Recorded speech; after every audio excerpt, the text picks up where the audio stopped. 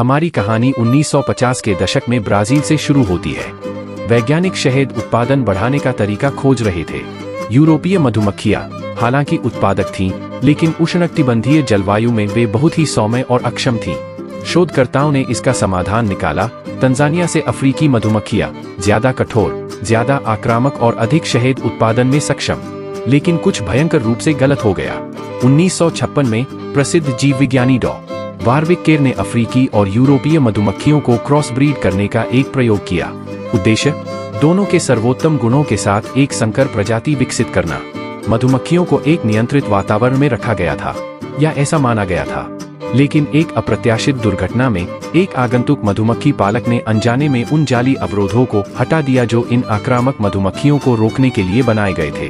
कुछ ही क्षणों में 26 अफ्रीकी रानी मधुमक्खियां और उनके झुंड जंगल में भाग निकले। भागी हुई मधुमक्खियां जल्दी ही अपने नए वातावरण में ढल गईं।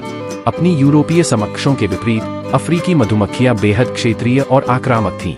उन्होंने तेजी से अपना विस्तार किया, देशी मधुमक्खियों को पीछे छोड़ते हुए और भयावह गति से प्रजनन किया। 1970 के दशक तक संकर किलर बीज पूरे दक्षिण अमेरिका में फैल चुकी थीं। हमलों की खबरें बढ़ने लगी। आम मधुमक्खियों के विपरीत अफ्रीकीकृत मधुमक्खियां किसी भी खतरे के प्रति तीव्र प्रतिक्रिया देती थीं। वे सैकड़ों मीटर तक अपने शिकार का पीछा कर सकती थीं। मधुमक्खियों ने अपना विस्तार उत्तर की ओर जारी रखा। 1980 के दशक तक वे मेक्सिको पहुंच चुकी थीं। 1990 में टेक्सास में पहली बार इन झुंडों को देखा गया। जल्द ही वे पूरे दक्षिणी अमेरिका में फैल गईं। अफ्रीकीकृत मधुमक्खियां एक बड़ी चुनौती है। उनकी आक्रामक प्रवृत्ति के कारण वे किसी भी संभावित खतरे पर झुंड बनाकर हमला करती हैं। यूरोपीय मधुमक्खियों के विपरीत वे आसानी से पीछा नहीं छोड़ती, जिससे वे मनुष्यों और जानवरों के लिए और भी खतरनाक हो जाती हैं। उनकी छवि भले ही भयावह हो, लेकिन अफ्रीकीकृत मधुमक्खियां स्वाभाविक रूप से बुरी नहीं है।